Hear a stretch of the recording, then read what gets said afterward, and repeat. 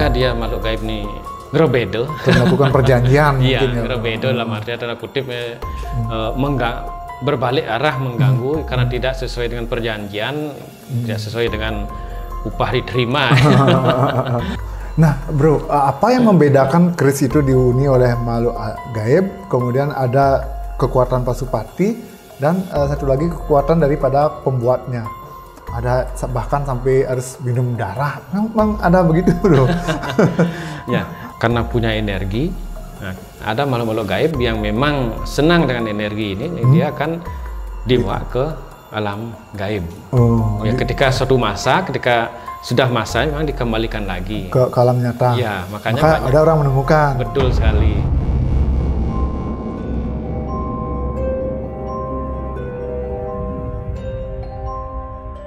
Om Swastiastu, semeton KJR 7 dimanapun Anda berada, kembali Titi Yang Beli Kejur menemani dalam obrolan Bali Niskalo.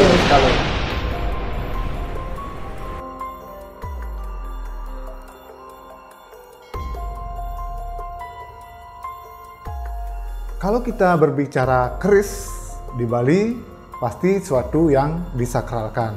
Nah, mengapa demikian?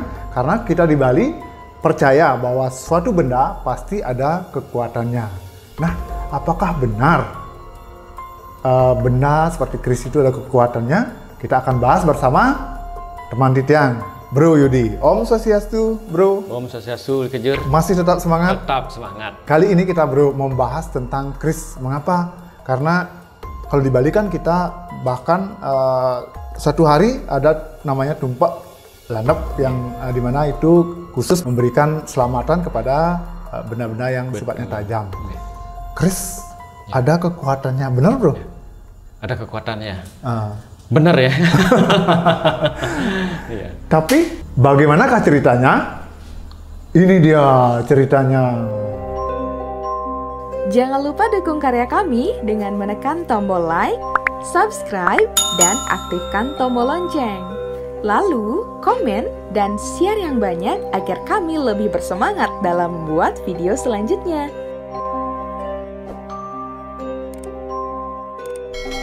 Bro, kalau kita di Bali kan keris itu memang suatu yang disakralkan.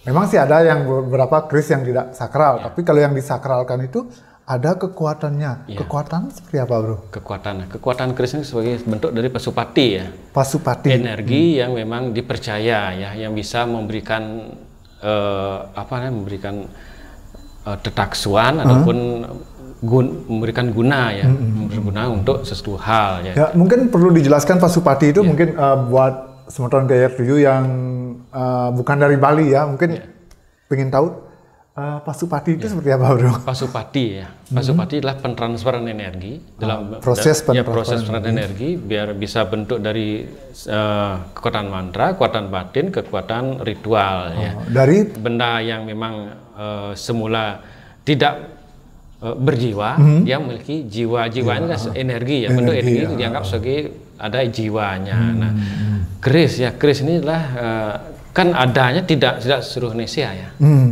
Keris ini yang ada cuma di Jawa, Bali, Lombok. Ya, disebut dengan Tosanaji ya. Tosanaji dan kemudian keris ini sebagai bentuk dari seselet ya. Seselet ataupun pegangan. Ya, sehingga keris itu dari zaman dulu ya, dari pembentukan keris itu dia sebagai seselet, sebagai pegangan, sehingga dia memberi suatu kesan bahwa ini adalah pegangan-pegangan tertentu bagi seseorang. Ya. Ada ganjan, ada pamor itu ya, itu yang membedakan nanti keris-keris ini. Sebagai keris bangsawan ini dipakai, sebagai panglima perang ini pakai, nah, itu ya, sehingga ada sebagai bentuk kalau kerisnya. Lo-nya itu apanya itu, bro? Lo itu kan dia ada looknya, look itu kan ada lengkung-lengkungannya ya. Nah itu kalau memang keris yang banyak sekali ada pamornya, ada look itu, ada look 7, ada look 3, ada look 11. Nah itu sebagai juga dari disesuaikan dengan bentuk-bentuk keris ya, Tosanaji tersebut. Nah kemudian ketika zaman dahulu ini adalah ketika sebagai pegangan dia pasti berguna untuk si penggunanya ya. Kemudian memberikan sebagai suatu perlindungan, kemudian sebagai memberikan cihno ya, memberikan ciri ya. Oh, kalau keris ini dipakai oleh panglima perang ya, atau sebagai prajurit, atau nah itu. Kemudian kalau zaman dulu kan tidak seperti sekarang ya, tidak ada pabrik pengolahan baja. Nah, jadi dibuatnya khusus. Betul sekali. Yang membuat itu adalah zaman dahulu adalah para empu ya, empu keris. Yang empu keris ini, sehingga para empu keris ini kan dia akan menempa batinnya terlebih dahulu. Sebelum membuatnya itu menempa batin dulu. Sebelum dia menjadi bergelar empu, ya empu keris pasti dia mendalami ilmu batin dulu ya.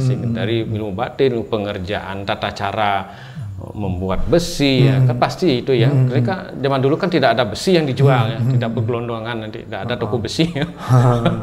Sehingga dia mencari biji-biji besi ini di mana terkadang dia sebagai pamor kan dibentuk dengan meteor ya. Nah, dia kan mencari di mana mencari biji besi, di mana mencari batu-batu meteor untuk ditempa dicampur pada besi, pada baja, sehingga ini memerlukan proses ya. Sehingga seorang empu tersebut zaman dulu ini sangat spesial keberadaannya sebagai pembuat senjata ya. Kemudian ketika dia menempanya, dari menempakan zaman dulu pasti diikuti dengan ritual-ritual tertentu ya. Mungkin hari baiknya juga. Mencari hari baik, kemudian mencari sarana yang dianggap lebih bagus, kemudian dengan tata laku yang mendukung. Biasanya para empu sebelum membuat senjata ya, sehingga dia nanti senjata tersebut bisa dipergunakan dan bertuah, sehingga dia para empu dulu ini bisa puasa sebelumnya, bisa melakukan ritual tertentu, baru dia menempa besi itu menjadi kerisnya. Dalam proses pembuatan inilah diberikan nanti kekuatan transferan energi dan doa saat mengerjakan, sehingga pentransferan pikiran dan energi dari tubuh ke keris ini sehingga keris ini dia diselimuti oleh energi hidup, sehingga dia menjadi menjiwai dan metaksu ya. Sebenarnya bro, kekuatan yang ada di dalam keris itu sebenarnya kekuatan apa? Apakah itu kekuatan jin atau kekuatan makhluk halus atau gimana bro? Iya, betul sekali ya. Nah, keris ini kan pasti benda mati ya. Kadang-kadang di masyarakat awam juga ketika menemukan sesuatu disebut dengan paice ya. Nah, di mana orang yang mendapatkan keris ini dianggap, oh ini keris bertuah. Nah, bertuahnya itu apa sekarang ya? Ya, tuah dari keris ini pertama bisa dari seperti tadi kita bilang pentransfer energi sang pembuatnya. Contohnya pasti keris empu gandring ya. Nah, dengan kekuatan empu gandring dia 7 kutukan. Ya, betul. Ya, itu kan sebagai cerita sejarah apa gimana kan itu ya. Nah, kemudian kedua memang dilakukan dengan pemasupatian tadi ya, dengan memberikan energi tertentu, dengan kekuatan diritualkan tertentu, sehingga dia di mana benda ini mempunyai energi tertentu yang yang menyelubungi ya. Kemudian yang ketiga adalah memang adanya pensinergian antara makhluk gaib dan orang yang punya kekuatan keris ini ya. Biasanya keris ini ketika dia sudah zaman dulu sudah selesai ditempa, kemudian diritualkan pada tempat-tempat angker, dimohonkan ini biar hidup ya, dalam kutip hidup berenergi, sehingga makhluk gaib tersebut bisa menunggu masuk ke sana sehingga inilah dia menjadi menyeramkan keris ini ya. Bahkan kadang-kadang pada saat malam hari juga bisa hidup sendiri ya, ketek-ketek. Nah, itu sering terjadi juga karena keris tersebut dianggap hidupnya, karena adalah pertama bisa dari makhluk gaib, bisa dari pentransfer energi, bisa dengan kekuatan pemasupatian, pemberian jiwa pada keris tersebut. Nah bro, kalau tadi kita ada yang keris yang dihuni oleh makhluk gaib. Iya. Nah ini termasuk gimana bro? Apakah kita salah menggunakan itu? Kan nanti dikira memuja makhluk gaib. Iya. Biasanya orang-orang yang sering ya sudah kebingungan ya. Nah, biasanya anggaplah dia mendapatkan keris, kemudian dia berdagang, dianggap itu sebagai ini keris ini mungkin saya padukan dengan makhluk gaib ya, kalau seperti penunggunya ini, sehingga penunggu ini mau ikut dengan keris ini, kemudian ditaruh di dalam pedagang ataupun di rumahnya biar aman, biar bisa lancar gini usaha ataupun rezekinya kan gitu, sehingga dari makhluk gaib ini membantu. Nah, hanya saja kan nanti ada efek-efek tertentu memang yang terjadi. Ya. Kalau efeknya itu apa misalnya? Ya, efek-efek yang terjadi kan tergantung dari orang yang bawa ini. Ketika dia makhluk gaib ini ngerobedo, melakukan perjanjian. Iya, mungkin ya. ngerobedo dalam artian tanda kutip berbalik arah mengganggu karena tidak sesuai dengan perjanjian, tidak sesuai dengan upah diterima, sehingga bisa mengganggu orang yang memeliharanya. Kadang-kadang juga ketika keris ini tidak diberikan upah-upah tertentu juga bisa juga ngerobedo, dia bisa merasakan kepanasan yang ada di rumah tersebut, bisa juga orang kebingungan dan bahkan ada juga yang boros gitu ya. Nah, bro, apa yang membedakan keris itu dihuni oleh makhluk gaib, kemudian ada kekuatan Pasupati dan satu lagi kekuatan daripada pembuatnya. Yang membedakan antara tiga itu apa, bro? Ini sangat sulit kita bedakan, sangat sulit ya. Tapi yang paling kentara adalah pada keris yang memang dihuni oleh makhluk gaib, bukan dihuni ya, memang disinergi kan ya. Biasanya pada saat-saat tertentu, saat-saat hari tertentu yang memang sesuai perjanjian atau sehingga ini keris ini bisa hidup sendiri ya. Hidup sendiri, ya mungkin gerak-gerak sendiri atau berbunyi sendiri, kletek-kletek ya. Yang penting jangan diganggu cicaknya. Jangan pakai saklar. Ada cicak nih, kletek-kletek. Ya. Buat kalian yang mempunyai pengalaman horor dan ingin dibahas dalam obrolan Bali Niskala, silahkan langsung DM di Instagram kami KJR7 Channel atau bisa langsung menghubungi lewat WhatsApp di 085 85 89 83 588.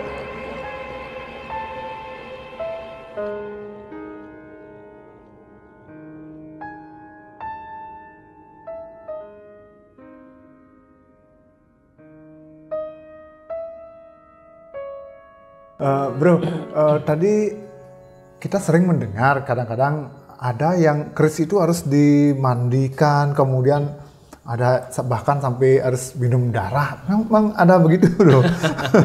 Ya, dimandikan itu kan untuk membersihkan ya, penjamasan. Kalau dalam keris itu jamasan, ya. Kemudian membersihkan karena pasti dengan logam ini ada karat ya, sehingga itu biasanya dimandikan pada hari tertentu. Kita biasanya kalau kita kan mencari hari baik ya, purnama, ya betul sekali.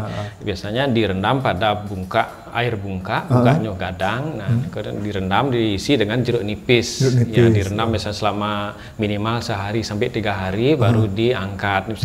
Biasanya akan kembali terlihat pamor-pamornya, ya. Karatnya hilang. Ya.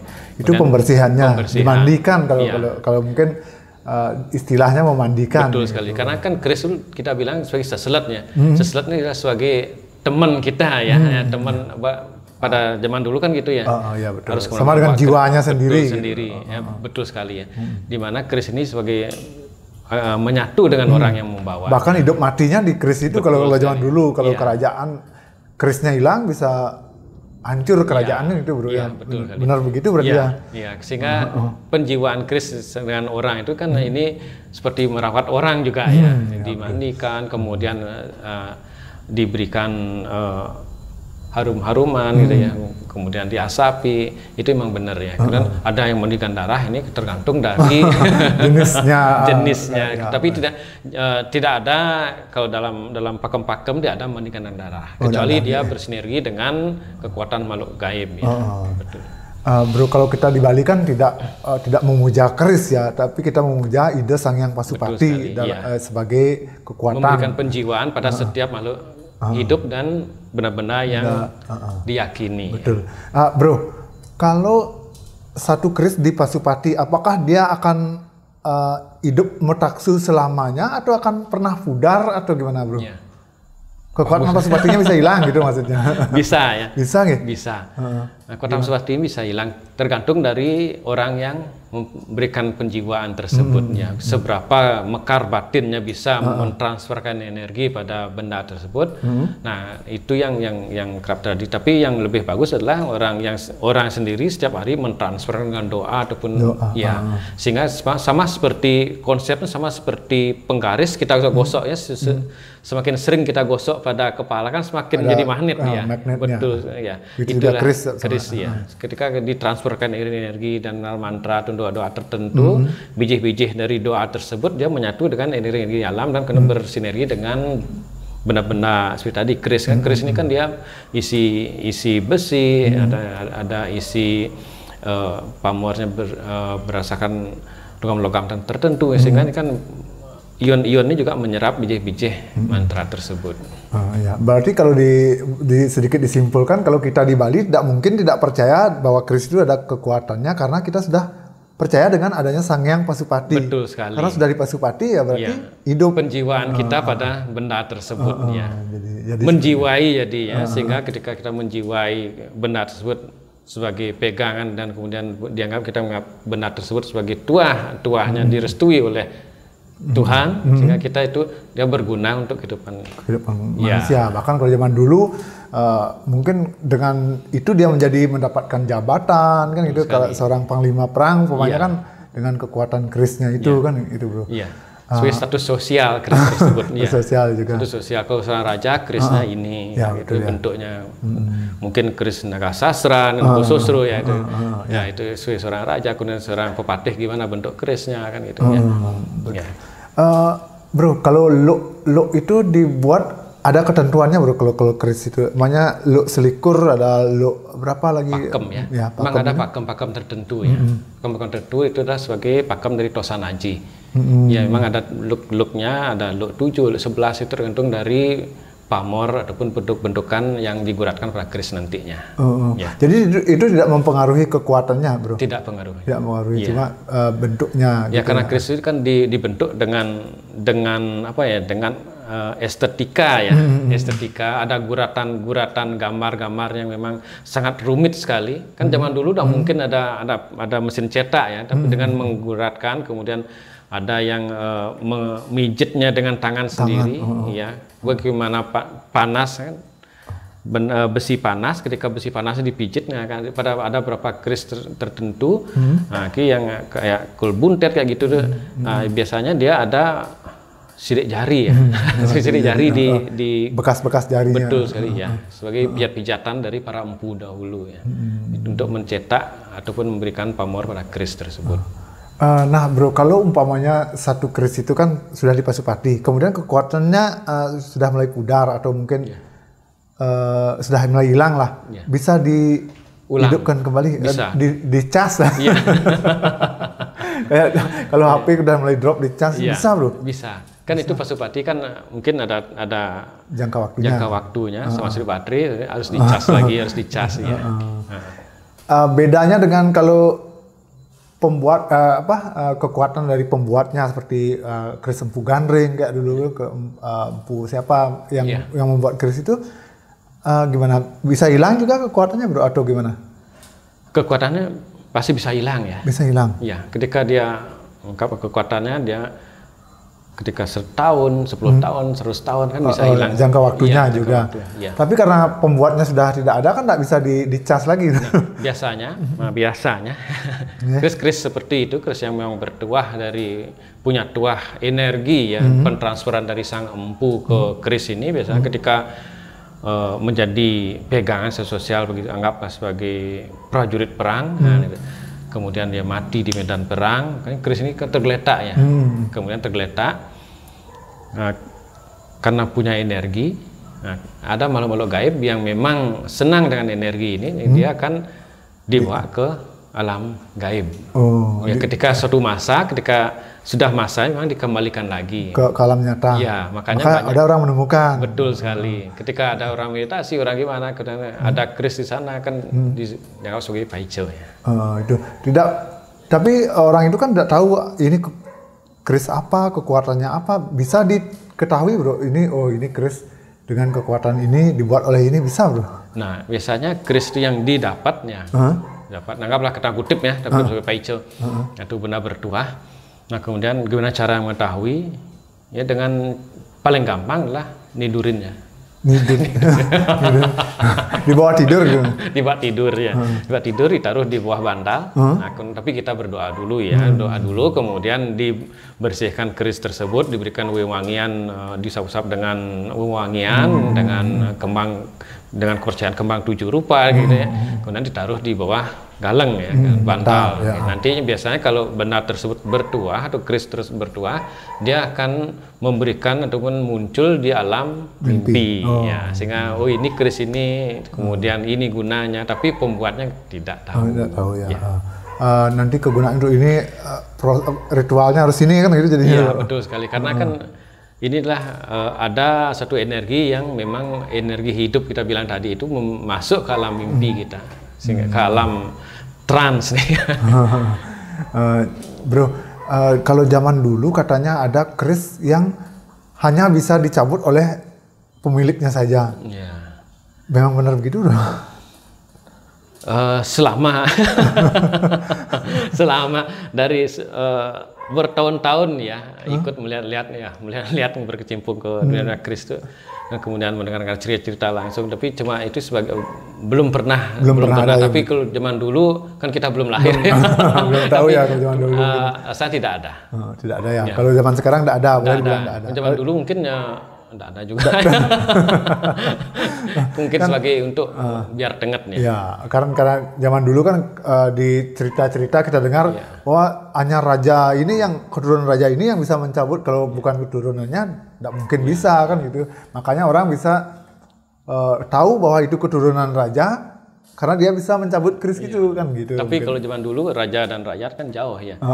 Mungkin itu cuma mungkin tidak tahu juga, mungkin cerita ya bro ya. Bro, yang terakhir nih bro, kalau kita punya keris kemudian sudah dipasupati tapi tidak pernah digunakan, tidak pernah dimandikan, apa hilang kekuatannya bro? Pasupati kan dia akan ada jangka waktunya. Jangka waktunya. Ya, kemudian, berapa bulan bro? Tergantung dari kekuatan yang pasupati tadi. Betul sekali. Entah dia sebulan, setahun, 10 tahun, 100 tahun kan tergantung ya. Entah 1000 tahun tergantung. Walaupun nanti ketika mendapatkan keris tidak diapa-apakan dan masih pasupati ya, karena tidak bergunakan dan tidak tahu menggunakan ya sah-sah saja. Tidak apa-apa. Tidak akan hilang kekuatannya. Hilangnya kan tergantung pasupati ya. Walaupun ditaruh aja nanti pasupatinya memang hilang ya hilang. Jadi tidak semua keris itu ada kekuatannya bro ya, berarti ya. Ada beberapa yang sudah hilang kekuatannya memang, atau memang benar-benar tidak pernah dipasupati, dibuat begitu saja untuk seni mungkin ya. Betul sekali. Tapi zaman dulu memang pastilah dipasupati kan. Kalau zaman dulu memang pembuatan keris itu tujuannya untuk senjata, untuk perang kan gitu bro ya. Ya, tapi kebanyakan kalau keris seselat dia.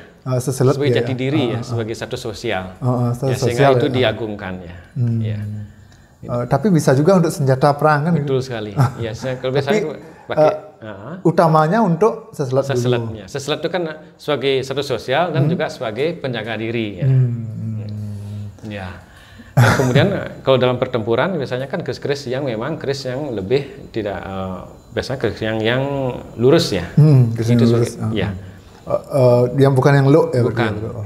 Biasanya kalau low kan dia bisa bengkok ya. Bisa bengkok karena kekuatan tidak merata. Jadi seperti itu teman-teman KJR 7, di Bali kita mungkin tidak percaya dengan kekuatan yang ada dalam keris, karena memang keris itu sudah dipasupati. Jadi kekuatan pasupati kita yakini menjaga kita dari hal-hal yang tidak diinginkan. Bro, terima kasih sudah membahas tentang keris, karena banyak juga yang tidak percaya bahwa keris itu ada kekuatannya. Tapi kalau kita di Bali, harus percaya kan gitu. Karena kalau selama kita percaya dengan Sang Hyang Pasupati. Iya, betul sekali.